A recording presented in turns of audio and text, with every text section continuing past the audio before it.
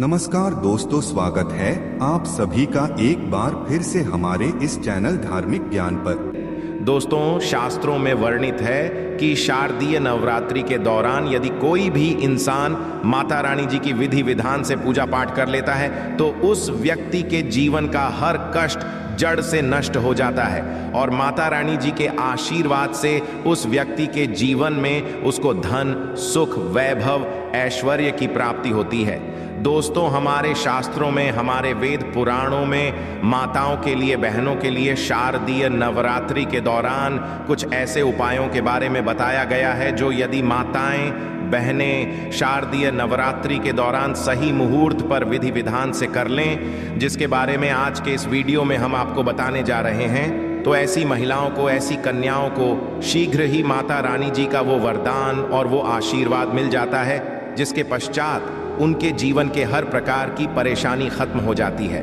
और माता रानी जी के आशीर्वाद से उनके जीवन में अपार खुशियां ही खुशियां आती हैं। देखिए दोस्तों, वेद पुराण में तो साफ साफ यहां तक लिखा हुआ है कि यदि किसी भी नवरात्रि के दौरान माताएं, बहनें माता रानी जी को सच्चे दिल से पुकारती हैं तो माता रानी जी उनके घर पर वास करने अवश्य जाती हैं। उनकी केवल एक पुकार पर ही उनके जीवन के हर कष्ट को जड़ से नष्ट कर देती है। और यदि शारदीय नवरात्रि के दौरान माताएं, बहनें वेद पुराणों के अनुसार वो उपाय कर लें, जिसके बारे में आज के इस वीडियो में हम आपको बताने जा रहे हैं, तो मान के चलिए माता रानी जी के आशीर्वाद से माताओं, बहनों के परिवार के जीवन में एक चमत्कारी और सकारात्मक बदलाव आ सकता है।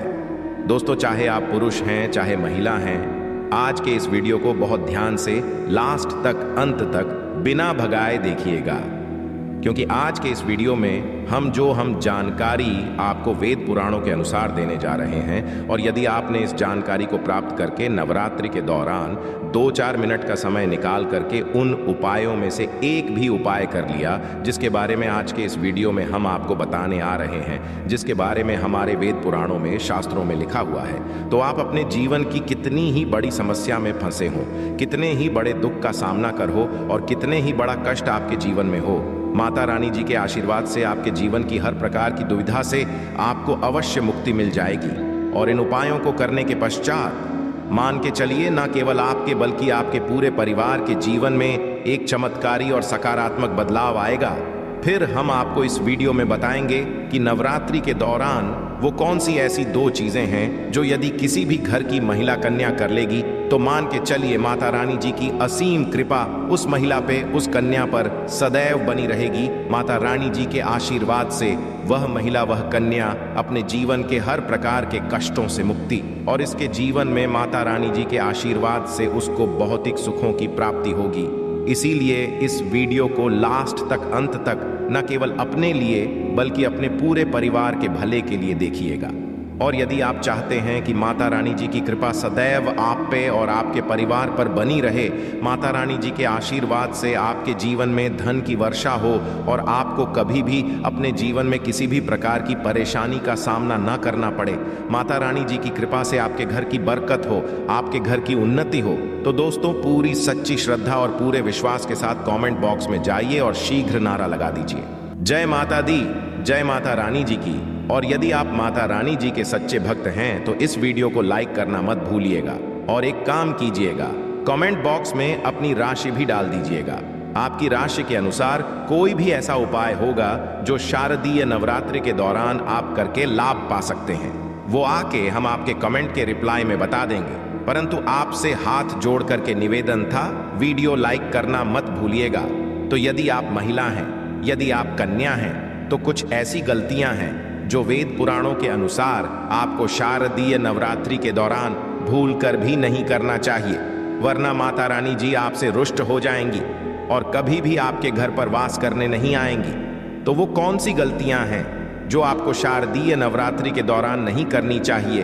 तो सबसे पहले तो आप इस बात का ध्यान रखिएगा, यदि आप अपने घर पर कलश स्थापना करने जा रही हैं, यदि आप अपने घर पर माता रानी जी के लिए अखंड ज्योति जलाने जा रही हैं, या आप माता रानी जी के लिए चौकी लगाने जा रही हैं, तो इस बात का ध्यान रखिएगा, कभी भी माता रानी जी की अखंड ज्योति को बुझने मत दीजिएगा। दूसरा, यदि आप कलश स्थापना करने जा रही हैं तो जटा वाले नारियल का प्रयोग कीजिएगा जिसमें पानी होता है। तीसरा, आपको इस बात का ध्यान रखिएगा, जो आप माता रानी जी के लिए चौकी लगाने जा रही हैं वो चौकी कभी भी छोड़ करके मत जाइएगा।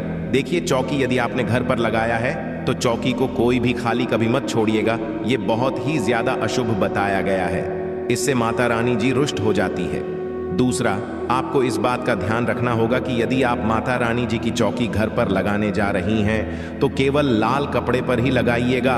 बहुत से लोग गलती क्या कर बैठते हैं, वो माता रानी जी की चौकी लगाते हैं, पूजा पाठ करते हैं, परंतु चौकी पर पेपर लगा देते हैं, पेपर रख करके चौकी लगा देते हैं। ये हमारे वेद पुराणों में बहुत ही अशुभ बताया गया है।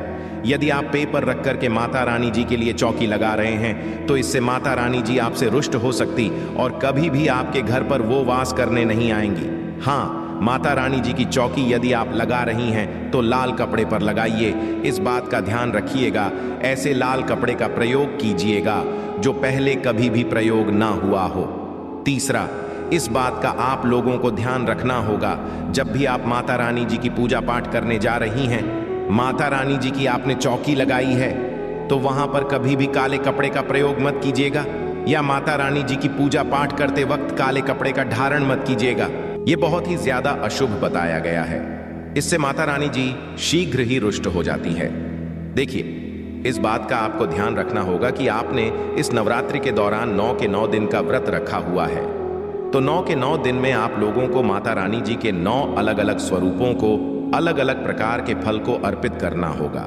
माता रानी जी के 9 अलग अलग स्वरूपों को आपको अलग अलग प्रकार के फूल अर्पित करना होगा, क्योंकि माता रानी जी की 9 अलग अलग स्वरूपों की पूजा पाठ की जाती है इस नवरात्रि के दौरान। और हाँ, यदि आपने 9 दिन का व्रत रखा है तो पेट भर कुछ भी मत खाइएगा, क्योंकि जिस व्रत में तपस्या ना हो, संघर्ष ना हो, वो व्रत कभी भी फल पलट करके नहीं देता है।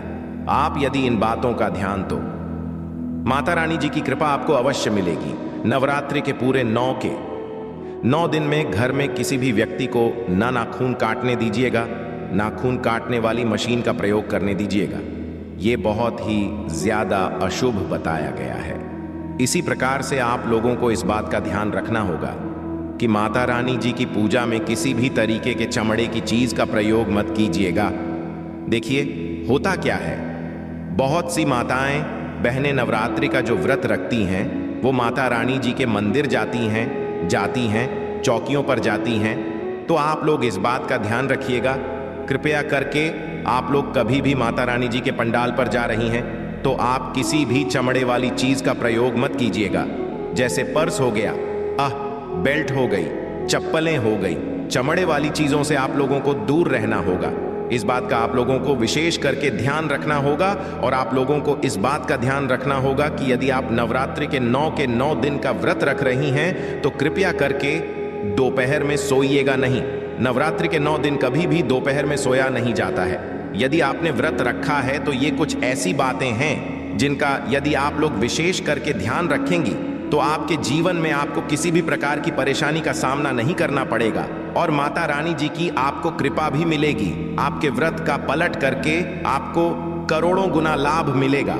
अब वो कहां से है जो आप व्रत के दौरान यदि करेंगी तो माता रानी जी का आपको आशीर्वाद मिलेगा। तो सबसे पहले आपको इस बात का ध्यान रखना होगा कि यदि आप माता रानी जी के लिए 9 दिन का व्रत रखने जा रही हैं तो आपको लाल कपड़े पहन करके माता रानी जी की पूजा करनी होगी। देखिए, माता रानी जी को लाल रंग बहुत ही प्रिय है। यदि लाल रंग का प्रयोग करते हुए आप माता रानी जी की पूजा पाठ करेंगी तो आपकी पूजा सिद्ध भी हो जाएगी और आपका पूजा का पलट करके आपको करोड़ों गुना लाभ मिलेगा। दूसरा, आपको इस बात का विशेष करके ध्यान रखना होगा, जब भी आप माता रानी जी के लिए पूजा पाठ करने जा रही हों तो पूजा पाठ करने से चौकी के पास थोड़े से गंगा जल का छिड़काव कर दीजिएगा। गंगा जल का छिड़काव करने के पश्चात ही माता रानी जी की पूजा पाठ कीजिएगा। ये बहुत ही ज्यादा शुभ बताया गया है।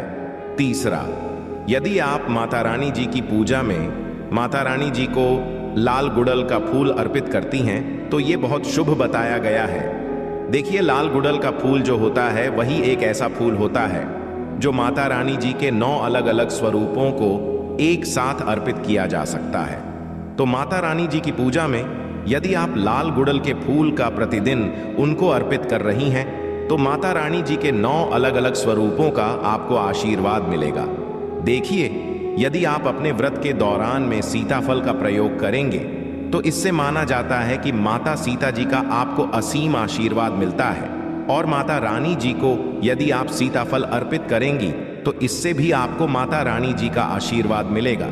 तो ये कुछ ऐसी चीजें थीं जिनका आपको ध्यान रखना है और नवरात्रि के दौरान करना है, और आपको माता रानी जी का आशीर्वाद भी मिलेगा, वरदान भी मिलेगा, और आपके जीवन में आप बहुत खुश रहेंगे। आशा है कि आज की इस प्रस्तुति में बताई गई जानकारी आपको अच्छे से समझ आ गई होगी।